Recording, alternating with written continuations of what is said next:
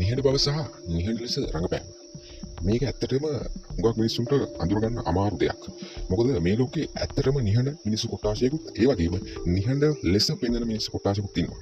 හුඟක් වෙලාවට මේ විදිහට රඟපාන මිනිස්සු තමන්ගේ අභිවෘද්ධිය තකා එහෙම නැත්නම් තමන්ගේ වාසිය තකා තමයි මේ විදිහට ඉන්නේ. මොකද ලෝකේ තියෙනවා පොඩි හැඳින්වීමක් නිහඬ කට්ටිය කියන්නේ කොහොමද ප්ලෑන් කරන හුඟක් හිතන එහෙම නැත්නම් බුද්ධිමත් ඒ වගේ කොට්ටාශයක් කියන්නේ. එතකොට හුඟක් මේ නිහඬ විදිහට රඟපාන මිනිස්සු මෙන්න මේක ප්‍රයෝජනෙට ගන්නවා එයාලට තියෙන ඇට්‍රැක්ෂන් එක. එහෙම නැත්නම් එයාලට තියෙන බැඳීම එහෙම නැත්නම් එයාලා දිහා දකින විදිය මිනිස්සුන්ගේ වෙනස් කරන්න මෙන්න මේ ක්‍රමවේදය පාවිච්චි කරනවා. ඒකට අපි බලමු මේ වගේ මිනිස්සු කොට්ටාශයක් වෙන් කරලා හඳුනගන්න පුළුවන්ද කියන එක. එහෙම නම් පුළුවන් නම් කොහොමද කියන එක.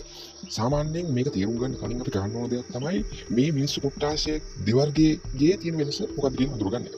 එතකොට මේ මිනිස්සු කොට්ටාශ දෙකේ තියෙන වෙනස තමයි පළවෙනි කොට්ටාශය. ඒ කියන්නේ ඇත්තටම නිහඬ මිනිස්සු නිහඬ වෙලා ඉන්නේ මොනවා හරි අත්දැකීමක් මත.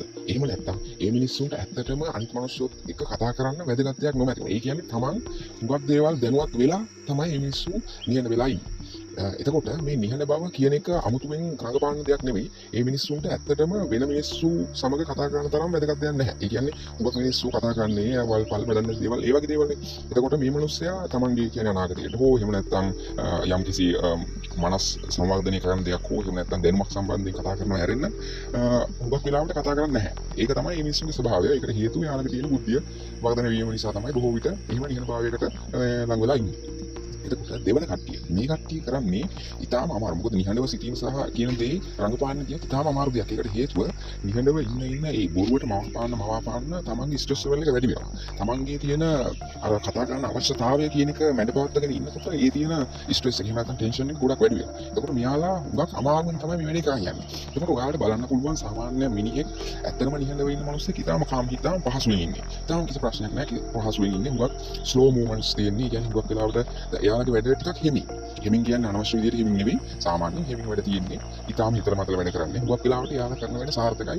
හුඟක් වෙලාවට කිසිම ප්‍රශ්නයක් බොහෝ විට සිද්ධ වෙන්නේ නැහැ. මොකද හුඟක් වෙලාවට ගොඩක් ප්ලෑනින් සිද්ධ කරලා ඒ වගේ තමයි යාලා වැඩක් කරන්නේ. සාමාන්‍ය ඉදානදා කටයුතු පවා යාලා කරන්නේ ටිකක් ස්ලෝ හිතල මතලා කිසි ප්‍රශ්නයක් නැතුව නිකන් පර්ෆෙක්ට් වැඩ කරන්න බලනවා හුඟක් වෙලාවට. එතකොට මේ රංගපාන කට්ටිය වලට බලන්න පුළුවන් හුඟක් වෙලාවට ටෙන්ෂන් එකක් තියෙනවා. යාලා කොච්චර කාම්, ඒ කියන්නේ හුඟක් සැහැල්ලුවෙන් වගේ ඉන්න පෙන්නුවත් යාලා නිකන් අමුතු ටෙන්ෂන් එකක් තියෙනවා. සමහර වෙලාවට අර බ්‍රේකින්, ඒ කියන්නේ කැරක්ටර් එක බ්‍රේක් කරනවා. ඒ කියන්නේ යාලා මේ කැරක්ටර් එකක් රංගපානවනේ නිහඬ කියන්නේ. ඒ නිහඬ කියන කැරක්ටර් එක සමහර වෙලාවට ඔය හදිසි සිදුවීම් ඔස්සේ කැඩෙන්න පුළුවන්. අන්න ඒ කැඩෙන අවස්ථාවට බලාගන්න පුළුවන් ඇත්තම චරිතය මොනවද කියලා. එතකොට මේ නිහඬ කියලා පෙන්වන මිනිස්සු සමග ගනුදෙනු කිරීමේදී හුඟක් වෙලාවට ඔයාලා සැලකිලිමත් වෙන්න ඕනේ. ඒකට හේතුව තමයි මෙයාලා මේ මෙහිම රඟපාන හේතුවම Tamanට තියෙන ඇඳ බැඳ ලබා ගැනීම වැඩි කරගන්න. අන්න ඒ හේතුව මොනවට මෙයා පාවිච්චි කරනවා කියන එක අපි දන්නේ නැහැ. අන්න ඒක නිසා ඒ පිළිබඳව හුඟක් සැලකිලිමත් වෙන්න ඕනේ.